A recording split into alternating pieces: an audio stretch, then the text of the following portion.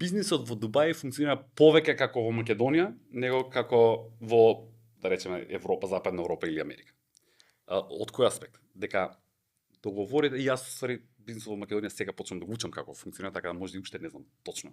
Ама како функционира во Дубај? Во Дубај бизнисот функционира врз основа на збор, врз основа на препорака од човекот што се знае. Значи седнуваме, кај нас многу често се случува тоа во кафана, таму не во кафана, се случува во канцеларија, ама или на чај, ама се седнува, се прави договор усен меѓу двајца луѓе и тоа е завршена работа. Значи многу од бизнисот се случува на ниво на доверба и без премногу детали.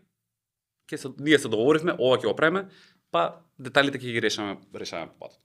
Во западниот свет е многу поразлично тоа аспект. Се седнува на почеток, се гледаат сите детали, се договара све и после тоа почнуваме.